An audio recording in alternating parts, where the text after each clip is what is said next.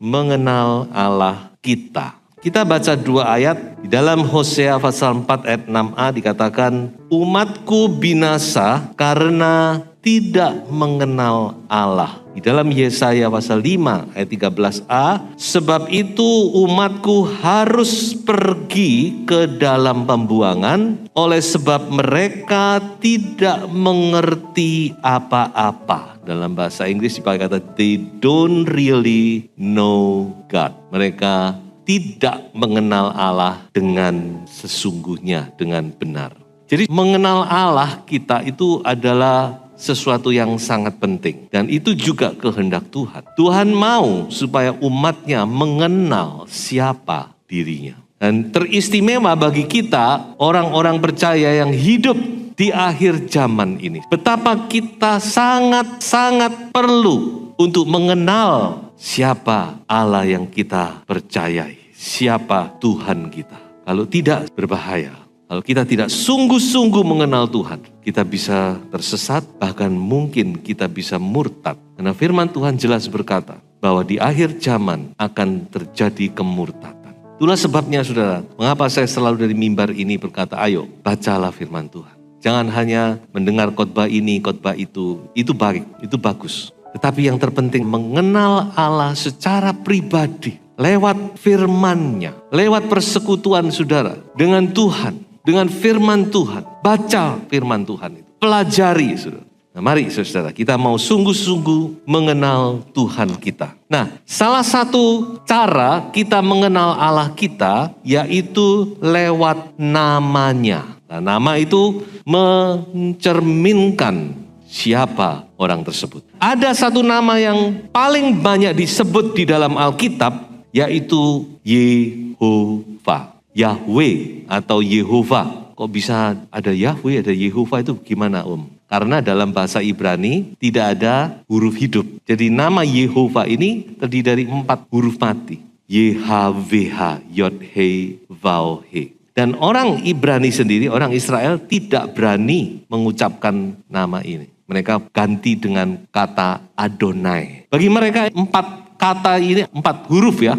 Ini adalah 4 huruf yang sakral. So itu seringkali disebut tetragrammaton. Oleh sebab itu tidak tahu cara mengucapkannya yang benar gimana, nggak tahu. Nah di dalam Alkitab kita, Yehovah ini tidak muncul. Karena di dalam Alkitab kita dipakai kata Tuhan. Jadi kalau saudara membaca di dalam Alkitab Perjanjian Lama, ada kata Tuhan huruf besar, T-U-H-A-N huruf besar, itu menggantikan kata Yehovah. Jadi Yehovah ini nama yang banyak dipakai di dalam Alkitab. Saya coba untuk melihat data, kurang lebih ada 6.528 kali. Nah, beberapa waktu yang lalu sempat terjadi kontroversi atau sebuah kesalahpahaman di antara gereja Tuhan. Ada yang ngotot kita harus panggil dia Yahweh, Yehovah, tidak boleh panggil yang lain. Jadi terjadi sebuah gesekan. Saya rasa hal ini tidak perlu terjadi kalau kita mengerti apa itu Yahweh, apa itu Yehovah. Sebenarnya nama Yehovah itu asal usulnya dari ayat ini. Ketika Allah menyatakan dirinya kepada Musa dan Musa bertanya kepada Allah, siapa namamu? Supaya aku bisa ngomong kepada bangsaku kalau ditanya. Dan itulah pertama kali Allah mengatakan namanya atau panggilannya, yaitu Aku adalah Aku. Jadi kalau kamu ditanya siapa yang menyuruh engkau, Musa, sebut yang menyuruh engkau adalah I am. I am who I am. Aku adalah Aku itu. Dulu saya tidak mengerti, kok begini? Tapi ini mengandung sebuah pernyataan yang luar biasa. Aku ini, Aku. Silakan saudara mengartikan. Salah satu arti daripada pernyataan Tuhan ini bahwa Aku ini adalah Aku yang ada dari dulu sampai selama-lamanya. Aku, hanya Aku yang ada. Yang lain tidak ada. Jadi kalau kita ngomong aku, itu karena kita diadakan oleh sang aku itu. Kita diciptakan oleh sang aku sehingga kita bilang saya, aku. Sebelum ada segala sesuatu hanya ada dia, aku itu. The great I am. Dia adalah aku yang besar itu. Makanya Tuhan berkata, kalau kamu ditanya, siapa nama Allah yang menyuruh engkau? Katakan, yang menyuruh engkau adalah aku. Dari situlah muncul nama Yehovah. Jadi Yehovah itu artinya adalah aku. The existing one. Dia yang selalu ada. Di dalam kitab Wahyu dikatakan, aku adalah yang ada, yang telah ada, yang ada, dan yang akan ada. Itu namanya Yehovah.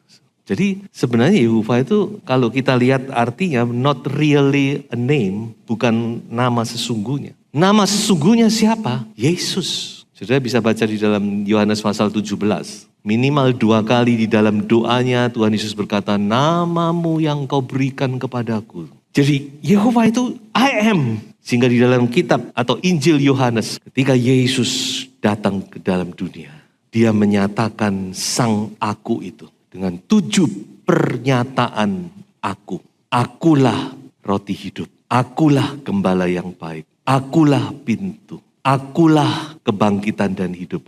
Akulah jalan kebenaran dan hidup. Akulah 7. Akulah. Dialah sang aku itu. Tapi tidak apa-apa. Kalau masih ada saudara-saudara kita seiman yang masih ngotot itu nama Allah di perjanjian lama, ya sudah jangan terlalu dipersoalkan. Itu bukan esensinya. Yang penting kita mengenal siapa dia. Yesus itulah nama di atas segala nama. Kepada nama itu setiap lutut akan bertelut. Bukan kepada nama Yahweh, bukan kepada nama Yehovah, tapi kepada nama Yesus. Nama di atas segala nama. Itulah nama dari Allah kita.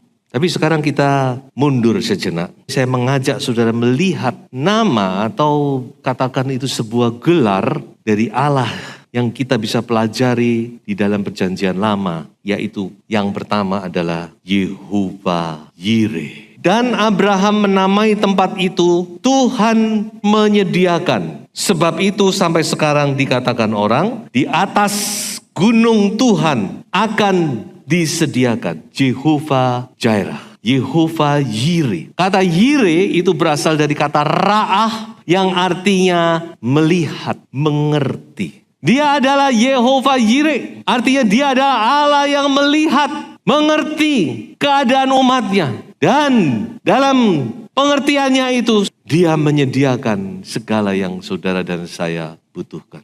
Amin. Dia menyediakan. Saudara yang mengatakan amin, saudara pernah alami. Bagaimana Allah itu menyediakan. Itulah hebatnya Allah kita. Mungkin kita tidak punya apa-apa, tapi waktu kita perlu, Tuhan sediakan.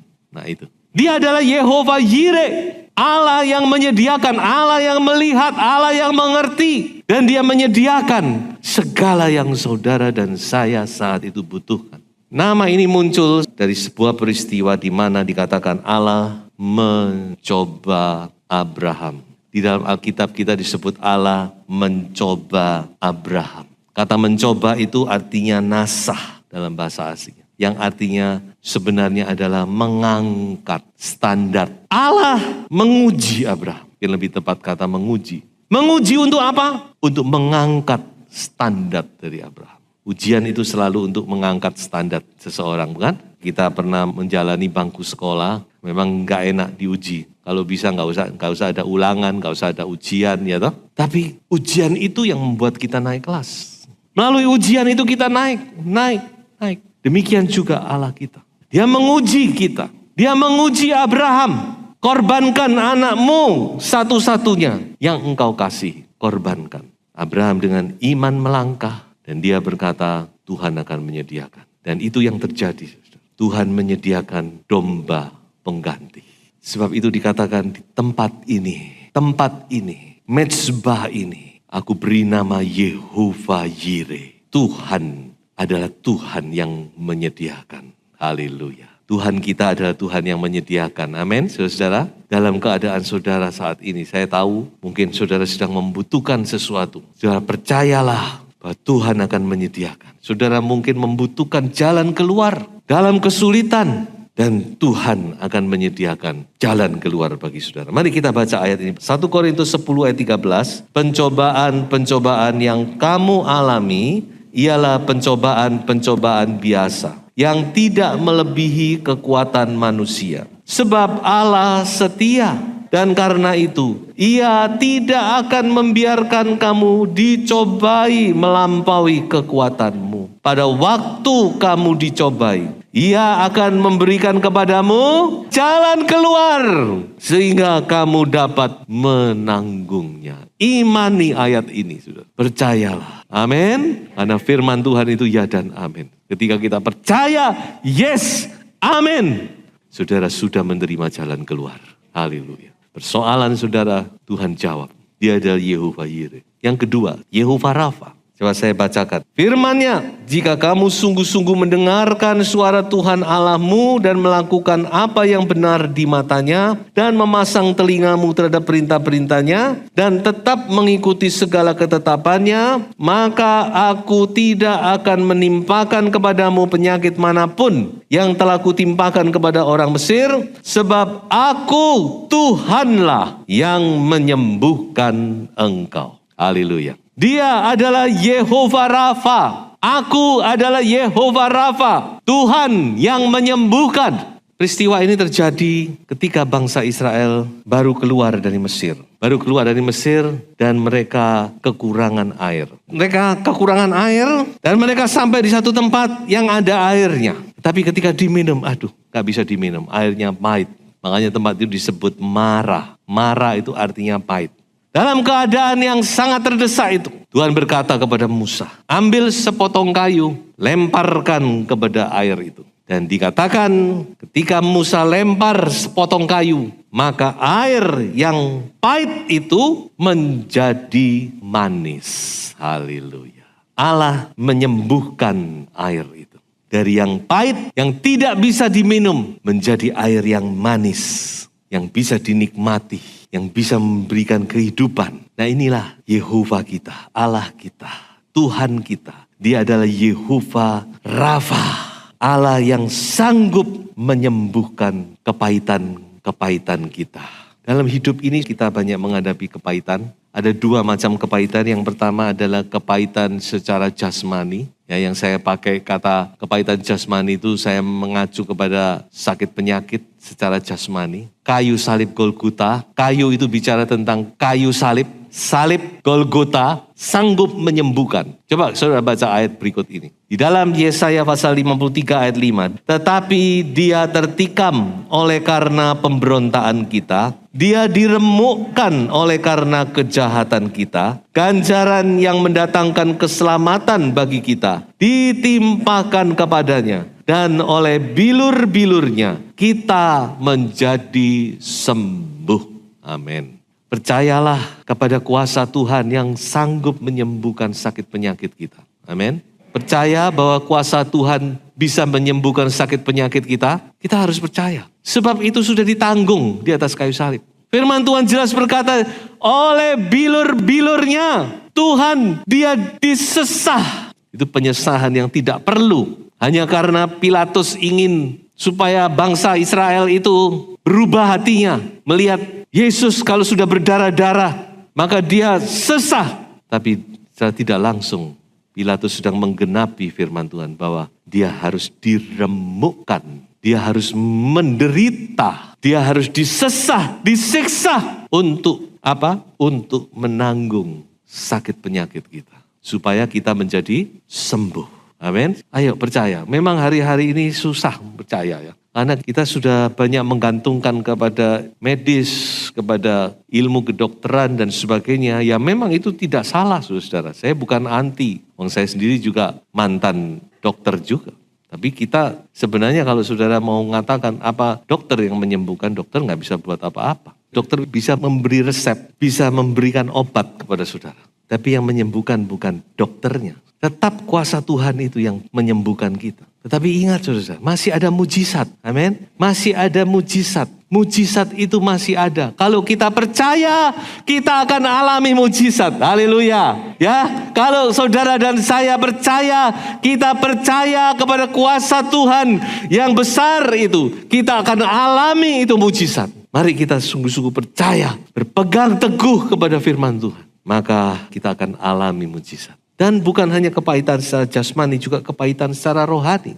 Nah, ini yang lebih sulit saya rasa. Banyak orang-orang anak Tuhan yang masih menyimpan kepahitan. Hati kita masih belum bisa memaafkan. Mari kita belajar seperti Yesus. Di dalam Yesaya 53:12 dikatakan, ia terhitung di antara pemberontak-pemberontak. Sekalipun ia menanggung dosa banyak orang dan berdoa untuk pemberontak-pemberontak. Di atas kayu salib Tuhan Yesus berkata, ya Bapa ampunilah mereka.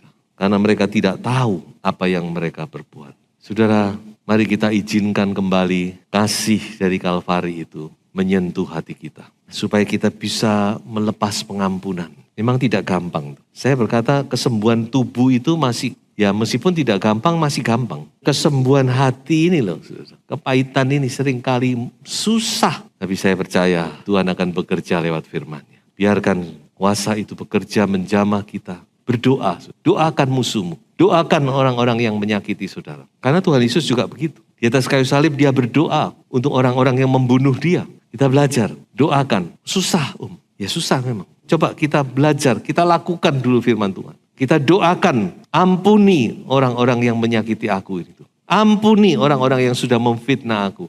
Ampuni orang-orang yang sudah menjahati aku. Supaya kita benar-benar mengalami kesembuhan. Amin. Yehovah Rafa itu menyembuhkan kita. Dan yang terakhir, Yehovah Nisi. Lalu Musa mendirikan sebuah mezbah dan menamainya Tuhanlah panji-panjiku. Yehovah Nisi. Tuhanlah panji-panjiku. Kembali kita melihat latar belakang dari kisah ini. Yaitu bangsa Israel, dia baru saja menyeberangi Laut Merah, Laut Teberau. Dan mereka diserang oleh bangsa Amalek yang menjadi gambaran daripada iblis. Saya teringat dengan pengalaman Tuhan Yesus. Begitu selesai dibaptis, dibawa ke padang gurun dan diserang oleh iblis. Memang iblis itu licik. Katakan bangsa Amalek itu menyerang mereka ketika mereka lemah. Ketika mereka sudah capek, di situ bangsa Amalek itu menyerang. Ya, iblis itu selalu berusaha menyerang anak-anak Tuhan. Dia adalah musuh yang licik. Dan kita tahu bahwa kemudian mereka berperang melawan Amalek. Dan dalam peperangan ini dikatakan Musa mengangkat tangan. Dan ketika Musa mengangkat tangan, bangsa ini mengalami kemenangan. Haleluya. Sebaliknya ketika Musa turun tangan, bangsa ini kalah. Sehingga akhirnya Musa harus ditopang kedua tangannya oleh Harun dan Hur. Dan di situ bangsa ini mengalami kemenangan. Lalu dikatakan Musa berkata, dia adalah Yehovah Nisi. Yang berarti Tuhan itu adalah panji-panji kemenangan. Ini bicara apa? Tangan yang terangkat tidak lain bicara tentang doa, tentang penyembahan. Doa dan penyembahan. Belajarlah menyembah Tuhan, berdoa, bersekutu dengan Tuhan. Naikkan tanganmu. Sembah dia. Tangan yang terangkat itu, doa itu yang akan memberikan kemenangan. Haleluya. Di dalam Mazmur 20 ayat 6 dikatakan, kami mau bersorak-sorai karena kemenanganmu dan mengangkat panji-panji demi nama Allah kita. Kiranya Tuhan memenuhi segala permintaan. Ada satu ayat lagi. Maka pada waktu itu Taruk itu tunas, dari pangkal Isai akan berdiri sebagai panji-panji bagi bangsa-bangsa. Dia akan dicari oleh suku-suku bangsa dan tempat kediamannya akan menjadi mulia. Isai itu nama ayahnya Daud. Jadi Taruk dari atau tunas dari pangkal Isai itu berbicara tentang Mesias yang akan muncul dari keturunan Daud. Dan siapa Mesias itu kita sudah tahu. Namanya ialah, nama Mesias adalah Yesus. Yesus Kristus. Kristus itu Mesias. Yesus, dialah nama itu. Dialah Mesias itu, saudara. Dialah panji-panji kita. Kita naikkan tangan kita. Kita puji nama itu, saudara. Kita agungkan nama Yesus. Haleluya. Nama di atas segala nama. Satu saat setiap lidah akan mengaku, setiap lutut akan bertelut dan berkata bahwa Yesus Kristus adalah Tuhan. Saya ajak kita benar-benar mau bersama-sama kita angkat tangan kita. Mungkin saudara menghadapi peperangan, menghadapi serangan-serangan iblis. Ada kalanya iblis itu menyerang loh. Jangan takut, jangan gentar. Kita sudah diberi nama di atas segala nama. Nama itu sudah diberikan kepada kita. Amin, saudara. Bapa memberikan kepada anak. Anak memberikan kepada gerejanya. Nama Yesus. Pakai nama itu. Berdoa. Dan saudara akan mendapatkan kemenangan. Haleluya. Tuhan Yesus memberkati. Haleluya.